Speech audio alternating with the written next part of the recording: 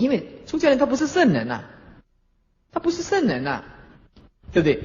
我们呢，如果晚上睡觉，那赶一较大声啊，迄个法师啊，你困得赶遐大声，伊个甲你挂一个法师啊，伊在吵出去，无你要叫困无声，控制袂掉，你无叫道上蛇咧困呢？伊就会看你无去啊。所以为什么佛制的戒律，这个出家跟在家不能睡在一起，对不对？因为你不能对师父很恭敬啊，你若睡在一起你咧困一款姿势像死囡仔体安尼。明仔载你讲较济佛法都无好，伊就叫你无好讲较遐好，暗时咧困一款姿势，敢要看见，马上退道心，真的，马上退道心了。所以走到哪里，我们出家人他就不能跟在家人睡在一起，比丘也不可以跟沙弥睡在一起，就佛的戒律就这样。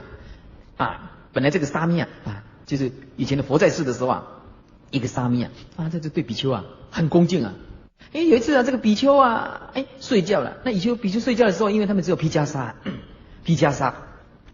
这披袈裟一翻过去这袈裟里面都没有穿内裤一翻过去如来宝藏现前一翻过来，那个沙弥又把它盖起来，把如来宝藏盖起来，然后又翻过来，如来宝藏又显现出来，又把它盖起来这个沙弥这对这比丘没有信心了。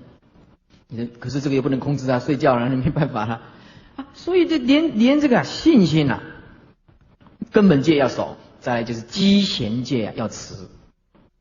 积贤你反是会让这个在家就是退道心的，你通通不能去做。也不要去看，你说我今天来讲，你说我们到什么黑美人酒家去我是没问题啦。那种东西怎么可以迷惑，让我们迷惑颠倒？那绝对不可能的事情。可是我能去吗？那不行为什么不能去？到那个地方，不管你有没有修行到了阿毗林大酒家，对吧？你看我要去阿毗林大酒家完了，他回去马上要哭5天1个礼拜我拜错师父了，这个怎么样的？马上亏下大卡。一个笑话是不的对象对不对？他哭我是不，我们没有影响。他看到你这样，他不管你有没有修行，他马上退道心。凡夫他只能看表面而已他怎么知道什么是圣人什么是凡夫？对不对？